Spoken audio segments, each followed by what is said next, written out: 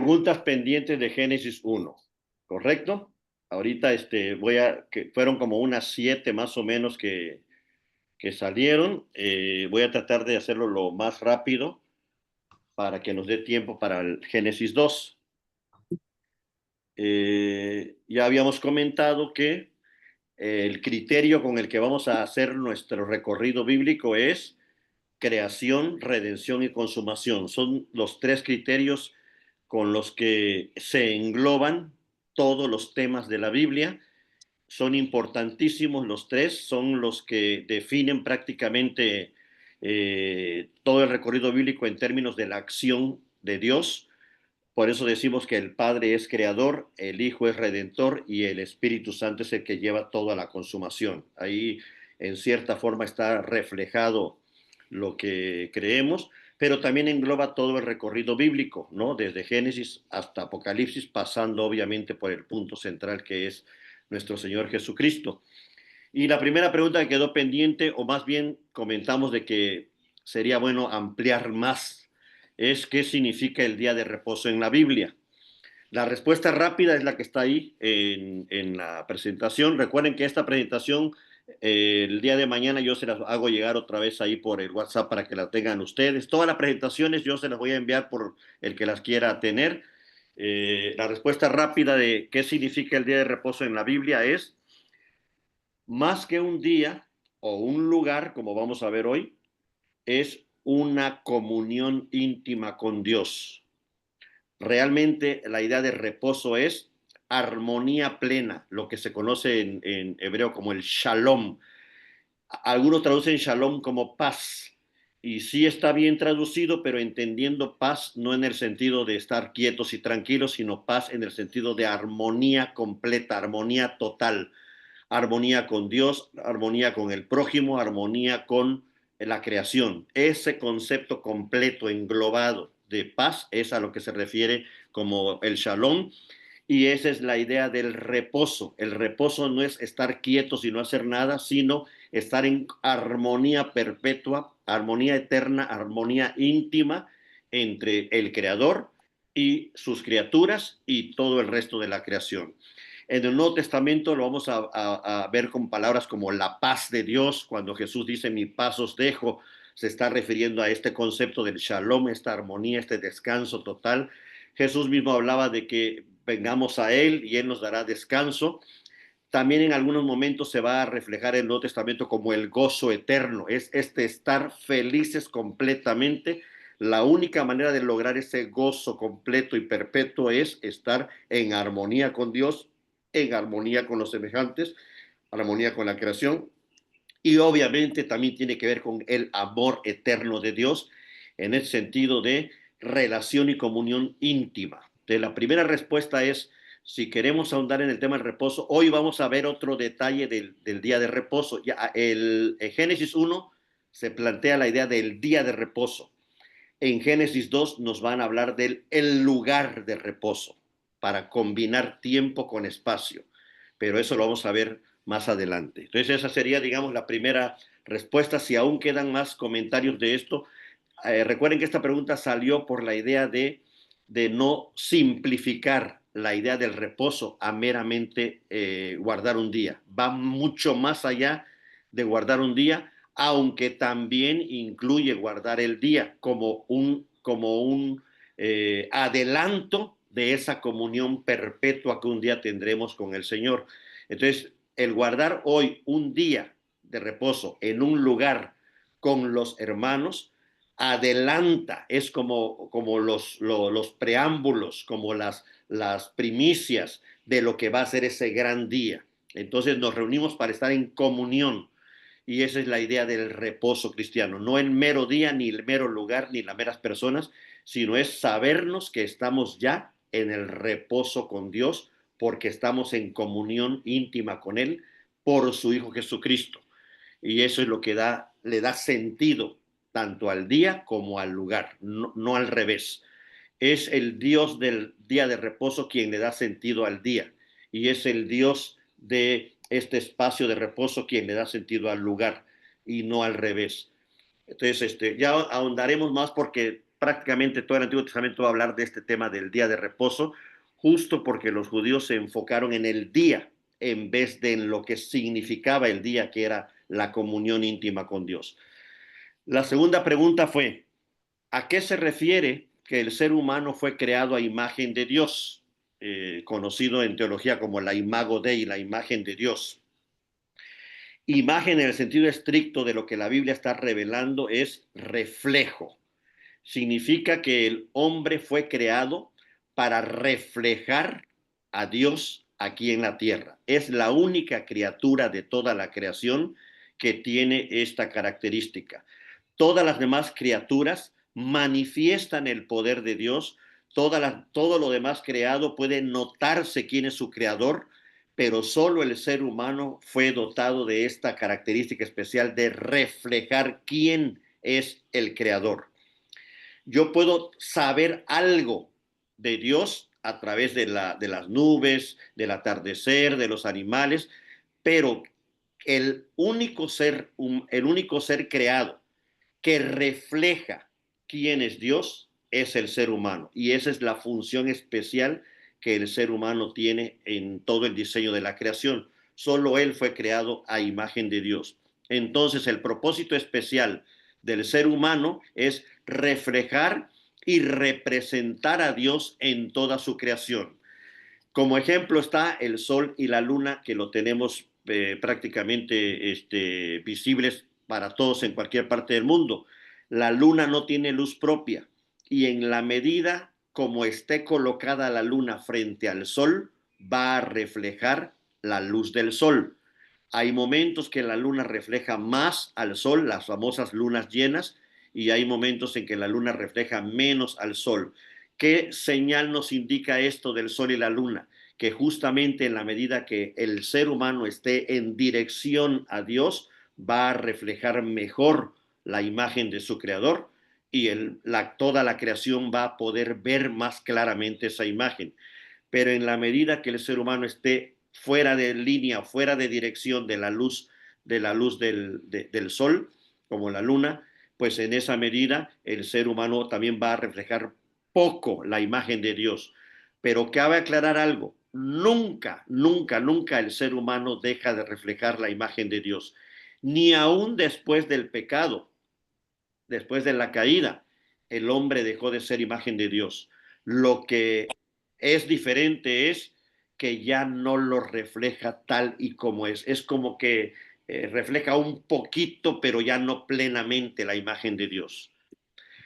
Cristo viene a justamente mostrar cómo el ser humano debe reflejar de manera total y plena la imagen de Dios, y todos los que hemos creído en Cristo podemos recuperar más la imagen de Dios hasta llegar a la medida de quien es la imagen perfecta del Padre.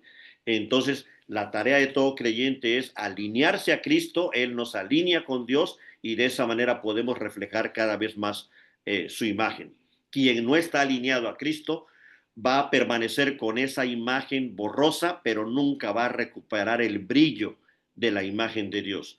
Entonces, la tarea del hombre es reflejar y representar la luz de Dios, y si no hace esto, pues el ser humano no está haciendo lo que le corresponde en la creación.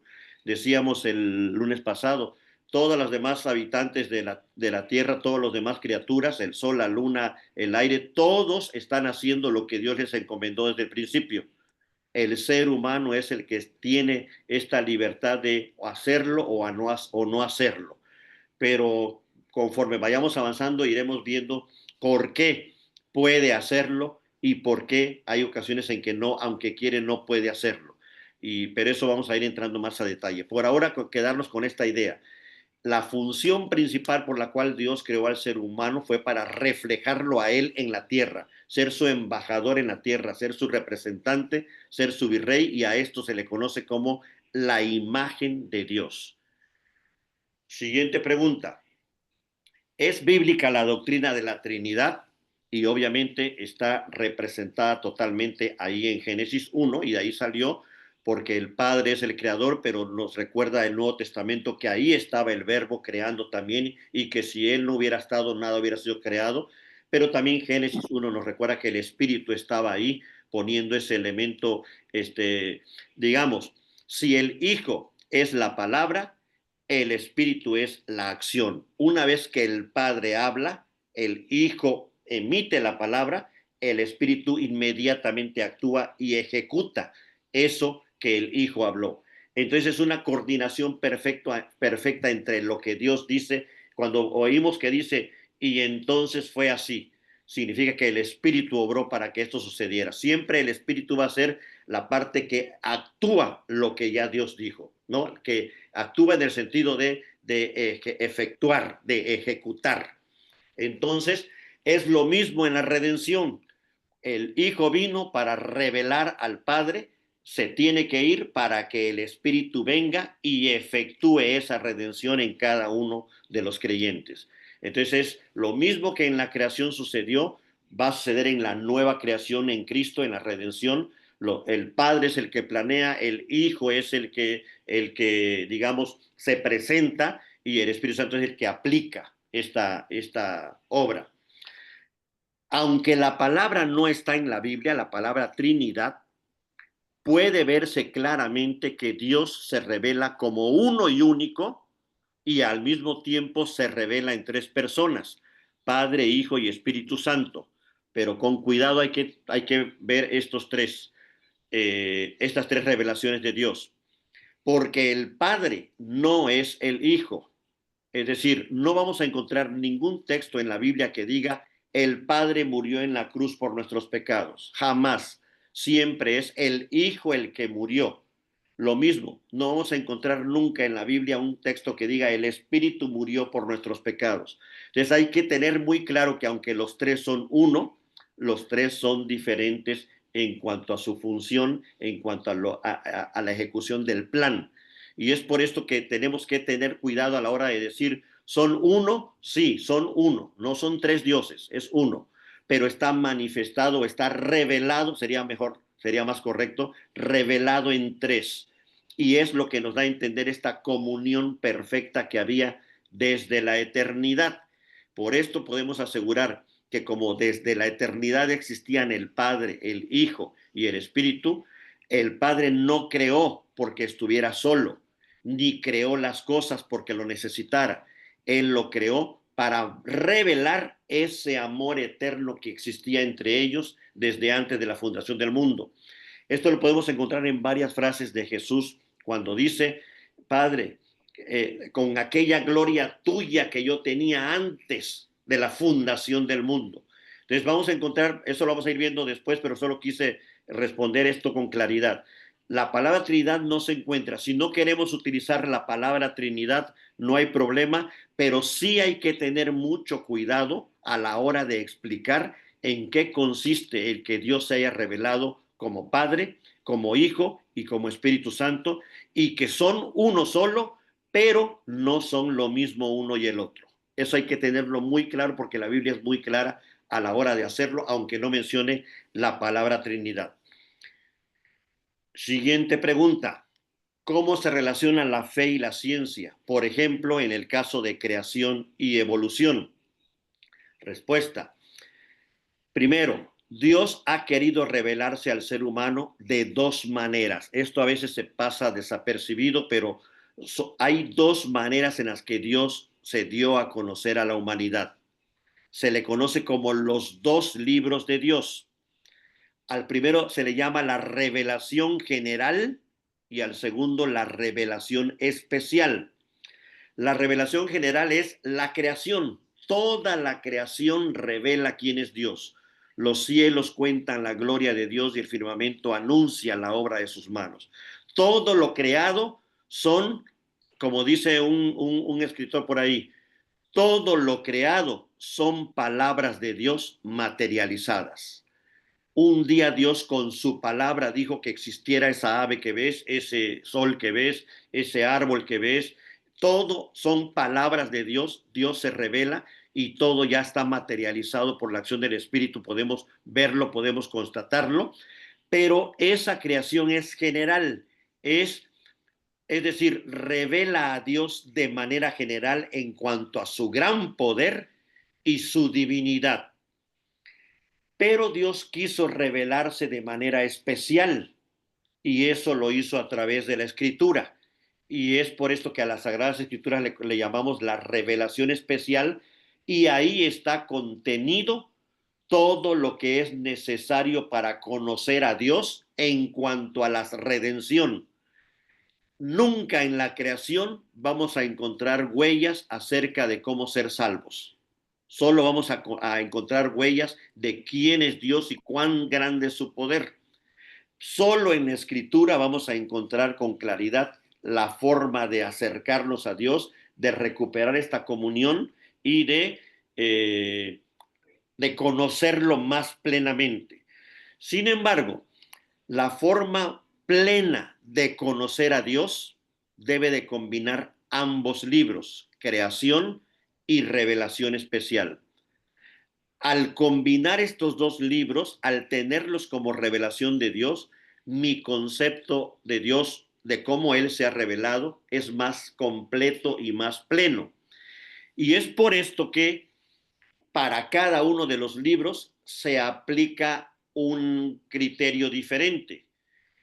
Para la revelación general se puede conocer mediante la ciencia y por medio de la razón que Dios le dio a los seres humanos y por los dones naturales que el Espíritu ha dado a todo ser humano.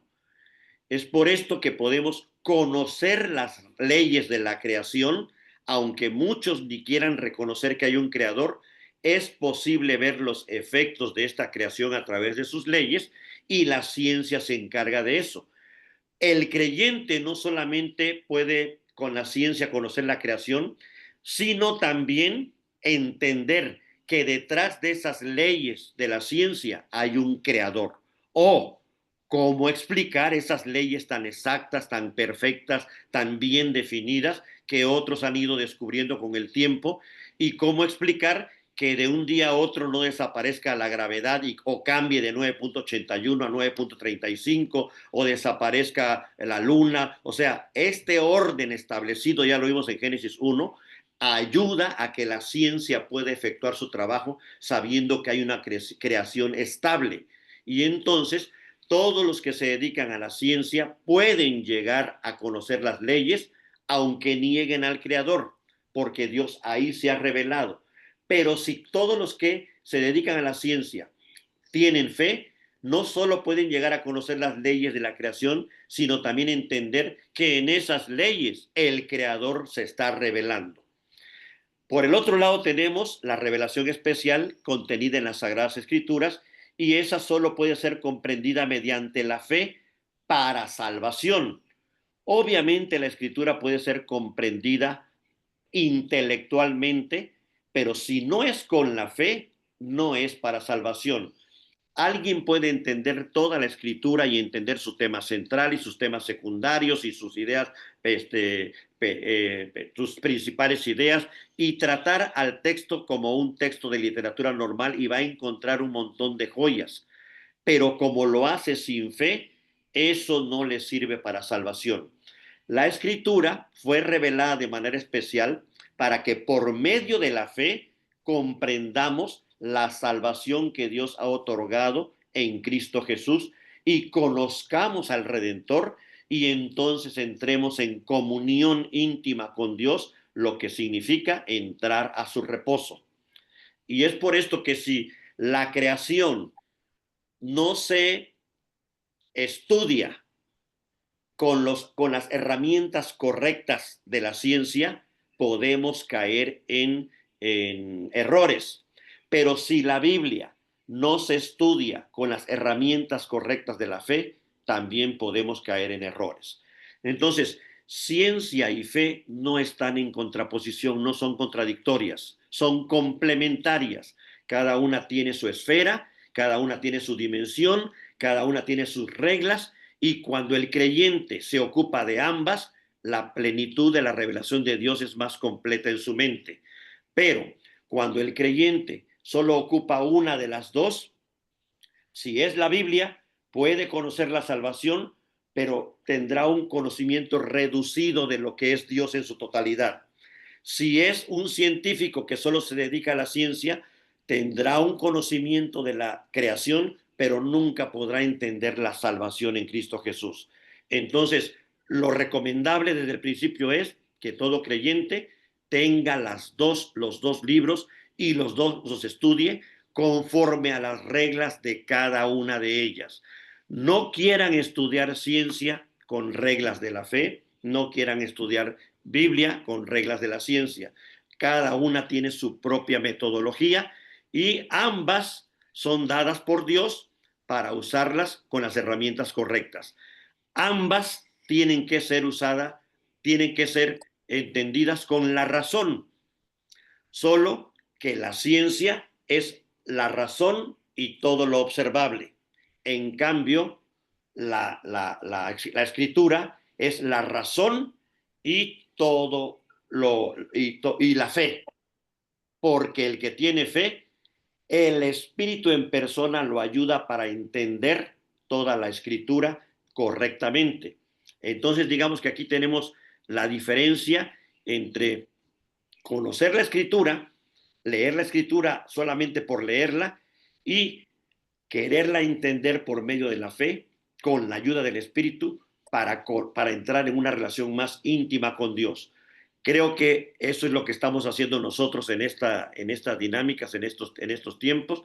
Espero en Dios que todos los que estemos aquí estemos entrando con fe y con la certeza que el Espíritu nos va a ayudar. Pero recuerden que muchas veces Pablo recomienda, hay que orar con el Espíritu, pero también con el entendimiento. Y yo aplicaría lo mismo, hay que leer la Biblia con el Espíritu, pero también con el entendimiento para no caer en errores graves, porque hoy hay mucha gente que lee la Biblia y dice, el Espíritu me dijo, el Espíritu me reveló, sin usar el entendimiento para entender la lógica con la que la Biblia fue escrito, y caen en varios errores por eso. Entonces, digamos que aquí tenemos esta claridad de no confundir, pero no romper. La ciencia y la fe son compatibles. ¿En dónde entra el tema de la creación y la evolución, que fue la pregunta específica? ¿Ok? Es un punto central de la fe cristiana que Dios creó todo. Es decir, está en el núcleo de nuestra fe, y esa es otra de las preguntas, que Dios es el creador de todo y no todo surgió del azar. Dentro de los evolucionistas hay varias líneas. Hay evolucionistas que creen en Dios, hay evolucionistas que medio creen en Dios y hay evolucionistas que para nada creen en Dios. ¿Dónde podría, digamos, encajar ambas ideas? Mientras que el evolucionista no niegue que Dios creó todo y no niegue Génesis 1 y 2, podríamos entender alguna de sus posturas. Es decir, claro que hay cierto movimiento entre las especies, claro que hay ciertos cambios, claro que hay cierta evolución, pero lo que hemos observado es que estos cambios se dan dentro de una misma especie. No hemos observado cambios de especie a otra especie, a un árbol convirtiéndose en animal o en un ave convirtiéndose en mamífero. Lo que hemos observado es que dentro de la misma especie hay cambios evolutivos, de pico, de orejas, pero no dejan de ser la especie que son, porque Dios creó todos de acuerdo a su especie. Entonces, digamos que todo lo de la ciencia tenemos que conocer las teorías, en este caso la evolución, pero con el punto crítico de la Biblia, que es la revelación especial, evaluar lo científico y no al revés. El creyente no evalúa la Biblia con la ciencia como hace el ateo. El creyente evalúa la ciencia con la Biblia, y de lo que la ciencia va descubriendo, el creyente sabe cuáles son sus puntos claves, su núcleo duro, y esos no se mueven. Déjenme adelantarles que la creación es uno de los temas que están dentro del núcleo duro de la fe, y si no defendemos que Dios es creador de todo, se cae toda la Biblia, porque si no hay un Dios creador, no podemos sostener ni siquiera nuestras oraciones, porque ¿cómo asegurar que mi oración es escuchada si Dios no es el soberano de todo el universo? Entonces, la creación es un punto nuclear de nuestra fe, que luego veremos, y la evolución no debe de asustarnos, siempre debemos de analizarla partiendo de la revelación especial y no al revés. Ya si quieren después ahondamos más en esto para no detener mucho aquí, pero pueden encontrarse de repente ustedes con un cristiano que dice que sí cree en la evolución y se asusten porque la mayoría de los cristianos no creen en la evolución, sino solamente en la creación y que la Tierra tiene 6.000 años y empezamos en debates cuando ambos están haciendo análisis con criterios diferentes. ¿Por qué? Los que creen que la Tierra tiene 6.000 años están leyendo Génesis 1 literalmente y es un error. Y los que creen en la evolución y quieren forzar la Biblia están creyendo que Génesis 1 es un mito y la que nos va a dar la explicación de todo es la ciencia. Ambos caen en un extremo que tenemos que evitar. Recuerden que les dije la vez pasada, Génesis 1 es historia teológica. Todo lo que está ahí sucedió verdaderamente, pero solamente hay que recordar que es una revelación de Dios al hombre, no un descubrimiento del hombre, no es algo científico que el hombre observó y vio y anotó. Es una revelación de Dios que quiere darnos a conocer cómo creó todo. Continúo con la quinta pregunta. ¿Cuáles son las grandes afirmaciones de Génesis 1 referente a Dios, a la creación y al ser humano, que contrastan profundamente con las cosmovisiones de las principales religiones? En la actualidad, el judaísmo, el islamismo, el hinduismo, budismo y taoísmo. Me concentré en estas 5 que encontré que son las principales: judaísmo, islamismo, hinduismo, budismo y taoísmo.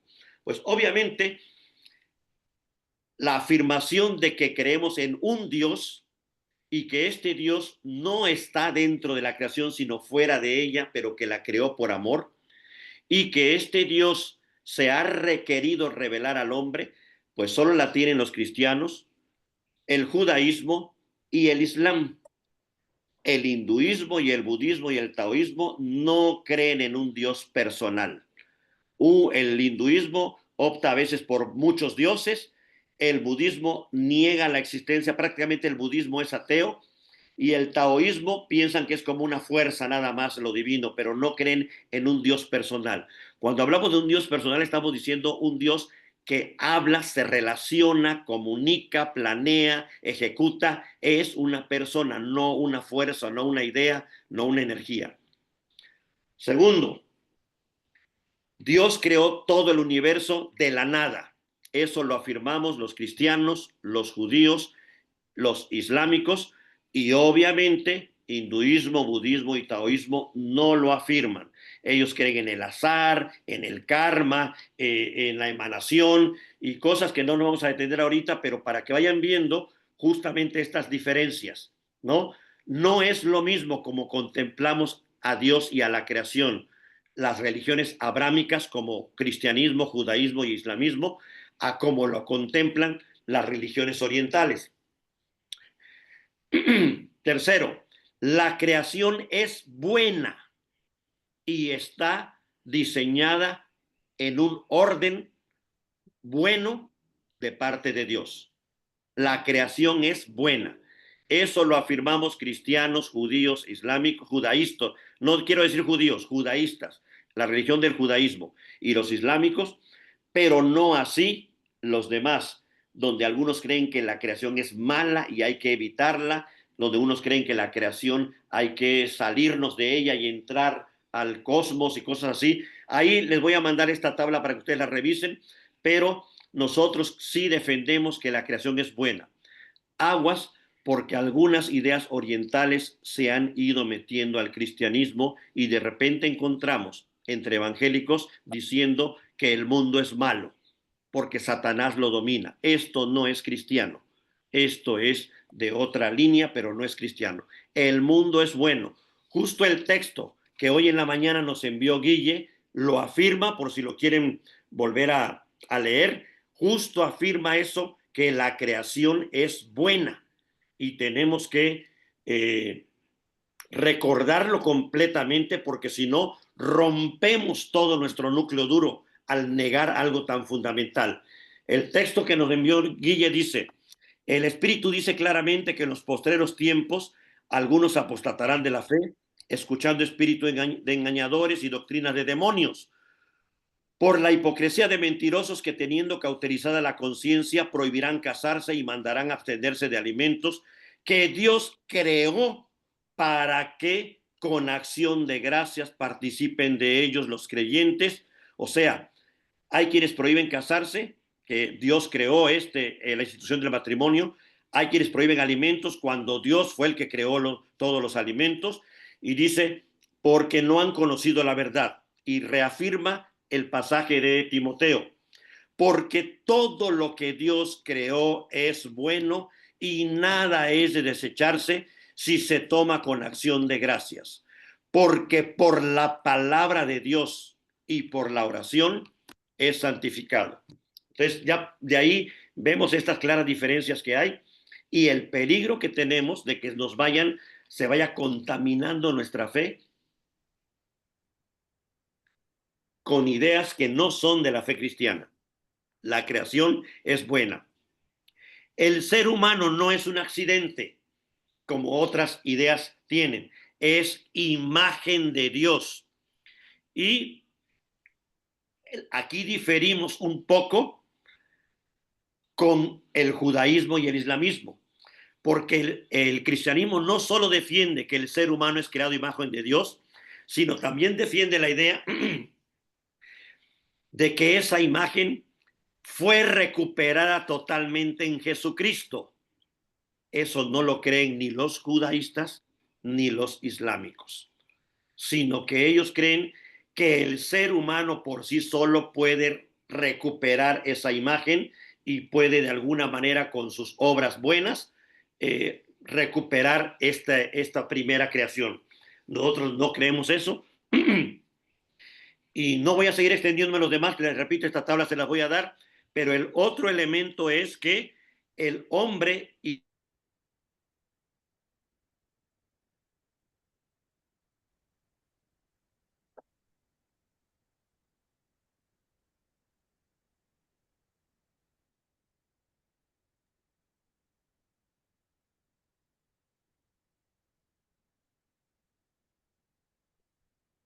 Que falló el internet de Carlitos. A ver, vamos a esperar unos minutos a ver qué pasa.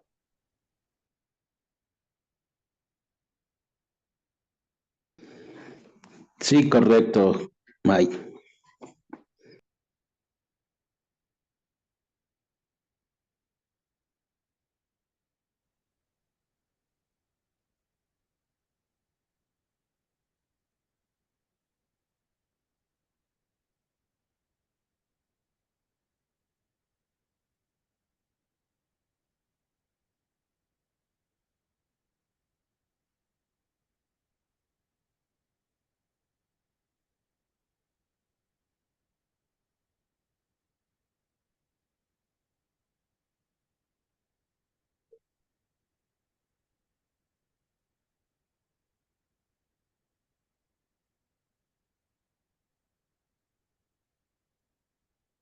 perdón, ya, ¿a dónde me quedé?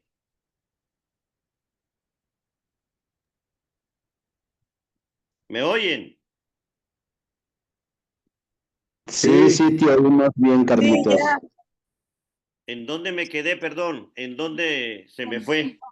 En el 6, perdón. El 6. Ok. Ah, estábamos aquí en lo de la comparación de las cosmovisiones, ¿verdad? Sí. Ok.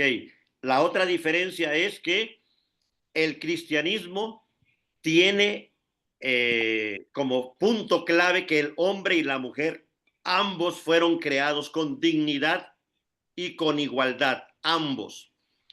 En el judaísmo, la Torá afirma lo mismo, pero el Talmud parece que coloca a la mujer en una situación de desventaja con el hombre. Pero eso es en la Torá, que es nuestro Antiguo Testamento, afirma la igualdad en el Talmud, que es su tradición oral que ya la escribieron, ahí aparentemente ponen a una diferencia en eso. Nosotros por el Nuevo Testamento afirmamos que ya no hay judío, ni gentil, ni hombre, ni mujer, ni esclavo, ni libre. Lo mismo el Corán. El Corán define que hay una jerarquía y el hombre está arriba y la mujer viene abajo en la jerarquía. Y digamos, en las otras líneas, la mujer también es vista siempre como inferior, e incluso hay algunas líneas que ni siquiera consideran que sea importante ser hombre o ser mujer, porque todo es parte del todo y que solamente es como circunstancial. Entonces, digamos, la única cosmovisión que dignifica a ambos como diferentes, pero iguales en dignidad y en igualdad, es la religión cristiana. Y de último, el trabajo. La cosmovisión cristiana ve el trabajo como una misión encargada por Dios, como una vocación. La palabra vocación en latín significa llamado. Es decir, en la fe cristiana, el trabajo que realizamos, cualquiera que sea, es el llamado que Dios te hizo para que tú rectifiques esta creación a raíz de que quedó dañada por el pecado. Si tú ves el trabajo como castigo, no estás en la línea cristiana, estás en otra cosmovisión. En la cosmovisión cristiana, el trabajo es un llamado, es un ministerio, igual y al mismo nivel que cualquier ministerio de anciano, diácono, pastor. Igual, no hay jerarquías en la vocación cristiana. Todos somos sacerdotes delante de Dios, solo que en diferente esfera. Uno en la esfera de la iglesia y otros en la esfera del mundo. Pero en ambas esferas Dios quiere mostrarse como Señor y soberano. Si alguien de la iglesia minimiza su vocación en su trabajo del mundo, está insinuando que Dios no gobierna en el mundo, sino solamente en la iglesia. Entonces, esto es tan importante porque también toca el núcleo duro de la fe. El trabajo como vocación cristiana, no como castigo por el pecado. Esto ya lo vimos porque en Génesis 1 se aclara perfectamente que antes de que entrara el pecado, Dios le encomendó a todas las criaturas, sol, luna, animales, y al hombre de manera especial le encomendó tareas que tenían que efectuar para que esta creación esté en armonía. Entonces, ese es otro elemento importantísimo. Lo mismo lo creen los judaístas y lo mismo los islámicos, que el trabajo es algo bueno, es mandado por Dios. En otras cosmovisiones, inclusive promueven eliminar el trabajo como una carga.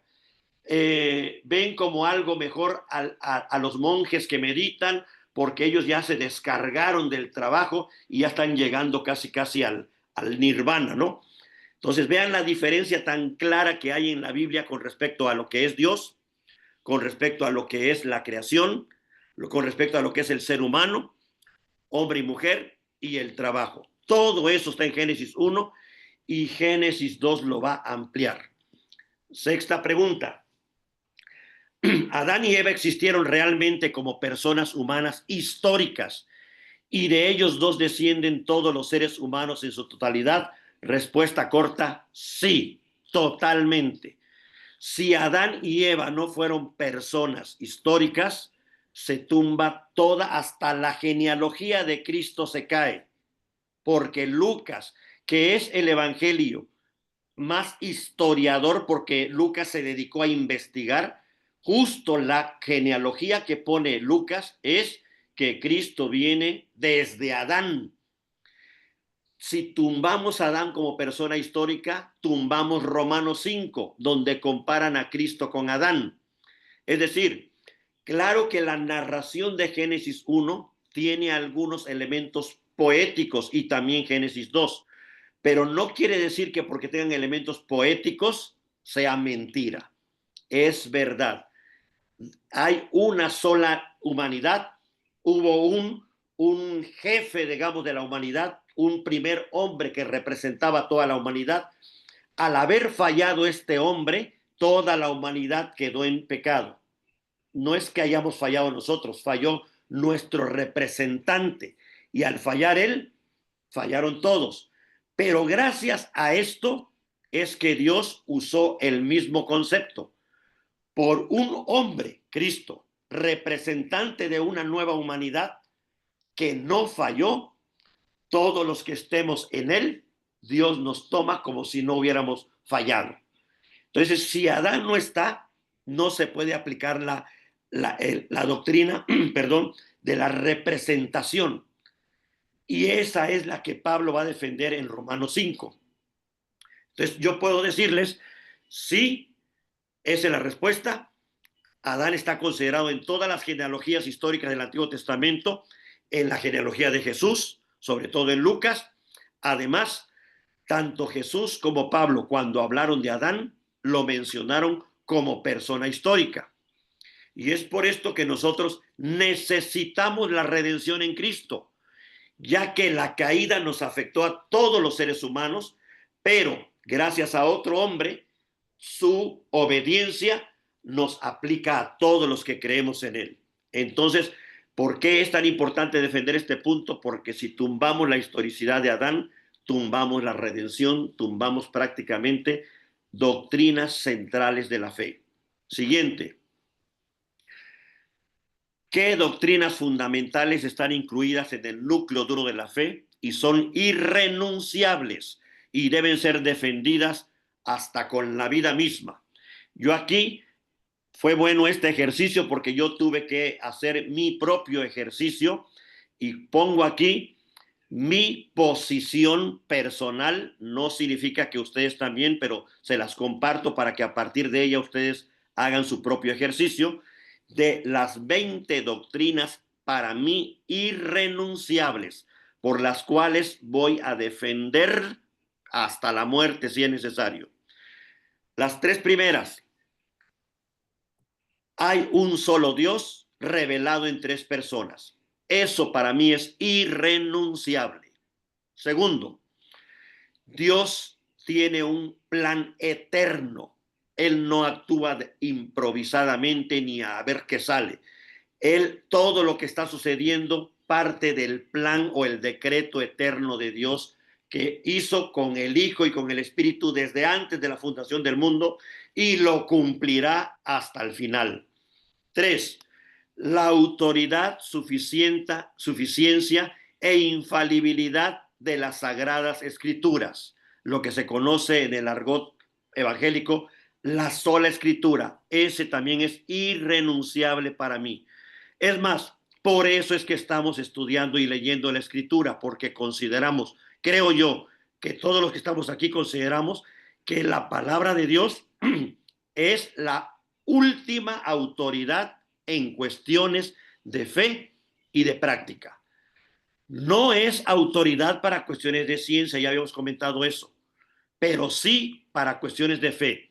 Cuando la ciencia quiere meterse al territorio de la fe, queriendo explicar la ciencia, de dónde venimos, cuál es el propósito de la humanidad, si hay vida después de la muerte, temas que la muerte no debería, que la ciencia no debería involucrarse porque están fuera de su esfera.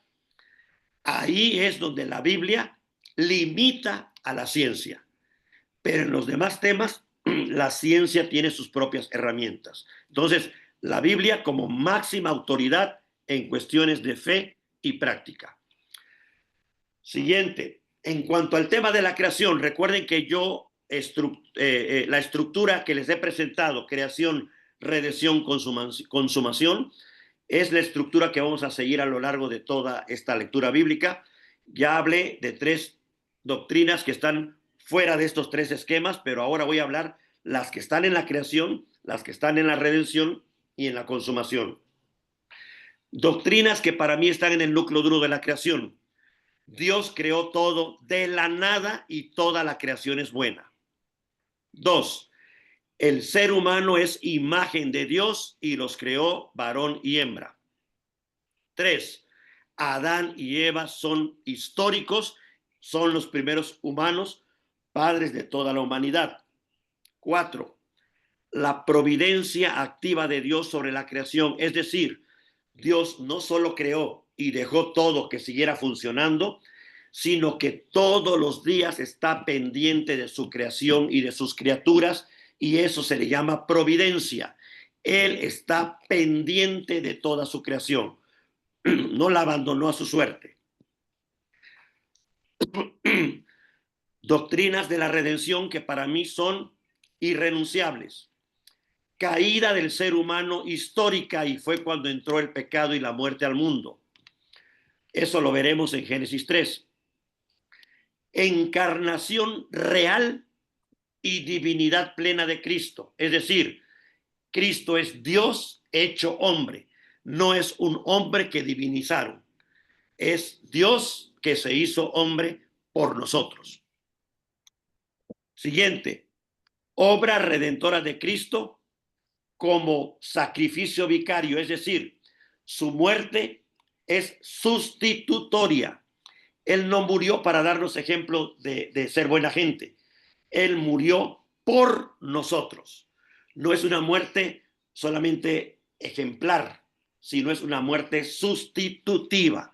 Él ocupó mi lugar. A eso se le conoce como expiación sustitutiva, y para mí es irrenunciable ese punto.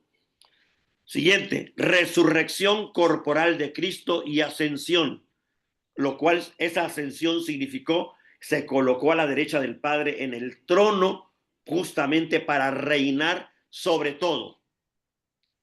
Él al irse dijo, toda potestad, es decir, todo poder, toda autoridad me es dada en el cielo y en la tierra. Siguiente, nuevo nacimiento. Es necesario que nacer de nuevo. Esas fueron las palabras de Jesús a Nicodemo. Es necesario nacer de nuevo para ver el reino. Es irrenunciable. Nadie puede entrar al reino si no ha nacido de nuevo. Siguiente, la salvación es solo por gracia de Dios. No entran nuestras obras. Es porque Él quiso salvarnos. Siguiente, la justificación es solo por la fe. Justificados pues por la fe, tenemos shalom, descanso delante de Dios. Solo por la fe en Cristo es que fuimos declarados justos como si nunca hubiéramos pecado. Siguiente, mediación solo por Cristo, el único que es mediador entre seres humanos y Dios Padre es el Hijo. Nadie más, ni María, ni los santos, ni mi papá creyente que murió. Nadie es mediador entre Dios y los hombres, solo Jesucristo. Y la última en este tema de la redención, la santificación como fruto necesario de la obra del Espíritu. Es decir, si ya fui redimido por Cristo, por lógica inmediata el Espíritu vino a mí y empieza mi proceso de santificación. Y esto también es irrenunciable. En cuanto al último punto de la consumación, tengo 4 doctrinas irrenunciables. Primero, el Evangelio como único mensaje revelado por Dios para salvación de los pecadores de aquí hasta que Cristo venga. No hay otra manera de salvación, solo por medio del Evangelio de Jesucristo. Siguiente, la afirmación total de la segunda venida de Cristo es real, visible, y el juicio final que viene cuando Él regrese. Siguiente, la resurrección corporal de los creyentes y la condenación eterna de los impíos.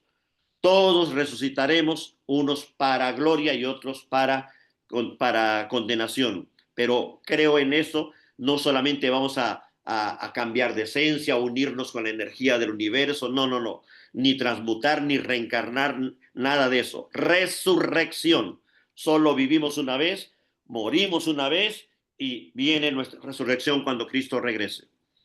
Y el último punto, La gloria de Dios es el propósito eterno de toda la historia humana y de toda la creación. No hay otro motivo por el cual todo fue creado y por el cual la historia sigue avanzando. El propósito último de la historia humana y de toda la creación es que el Dios sea conocido plenamente y glorificado por los redimidos. Hasta ahí las preguntas. Aquí tengo citas bíblicas de cada uno y demás. Aquí había hecho yo unas gráficas que se las presentaré después, cómo entender este tema del núcleo duro de la fe para compararlo con doctrinas secundarias o doctrinas terciarias y no revolverlo. Yo aquí puse solo el núcleo duro, el irrenunciable. Las doctrinas de segundo nivel o secundarias o las terciarias no están en mi núcleo duro. Podría ser o no ser y no significa que alguien no sea creyente. Puedo diferir con personas en esas otras doctrinas sin considerar que no son creyentes. Todos los que creamos en ese núcleo duro estamos dentro de lo que se conoce la fe cristiana bíblica y nuestras diferencias denominacionales están en la segunda parte, que son doctrinas secundarias, o en la tercera, que son las terciarias. Aquí hice yo a eso lo presento después. Vamos a dejarlo hasta ahí para entrar a Génesis 2. Un comentario para que yo recupere la voz. ¿Alguien que quiera comentar algo hasta aquí? Perdón por...